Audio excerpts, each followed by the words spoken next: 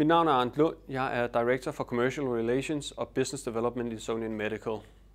Vi får fra tid til anden henvendelser fra opfindere, der gerne vil præsentere os for deres idéer og opfindelser. Jeg vil her fortælle lidt om, hvordan vi griber sådan en situation an. Det er vigtigt, at opfinderen, når han kommer til os, klart kan beskrive, hvad er produktets sådan 3 key selling points. Hvad er det, der er specielt godt ved det her produkt eller den her opfindelse.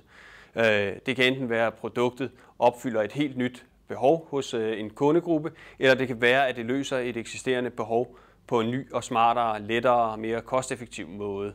Det vi også kigger på er den her nye idé så patenterbar, og er patentsituationen afklaret.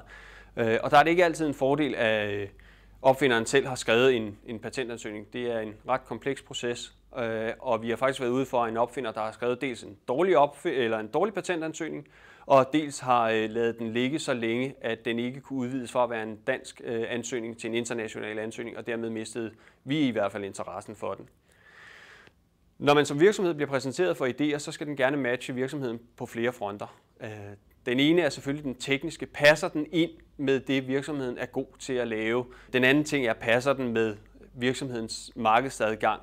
Hvis vi ser lidt på processen omkring når vi får præsenteret en opfindelse, så starter vi typisk med at holde et møde, hvor parterne ikke har underskrevet en hemmeligholdelsesaftale.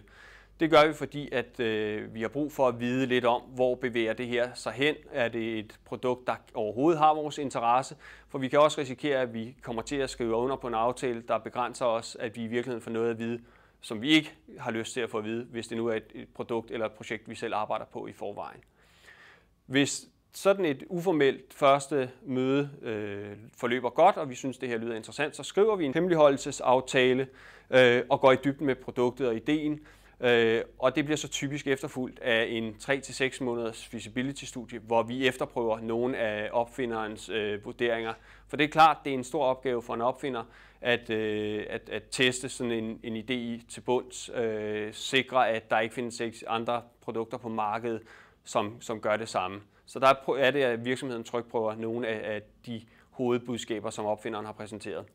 Forløber det så også godt, så indgår vi måske en option- og licensaftale, hvor vi har i optionsperioden et år til at få lavet prototyper, få præsenteret det for potentielle kunder og virkelig grave os ned i materien og finde ud af, er det her noget for os. Hvis det så er det, så går vi videre i en licensperiode, hvor produktet så typisk færdiggøres og bringes på markedet.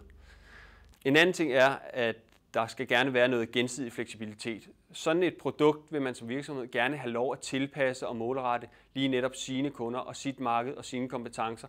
Og derfor er det vigtigt, at man i gensidig forståelse for optimeret produktet og opfindelsen til netop den konkrete virksomhed.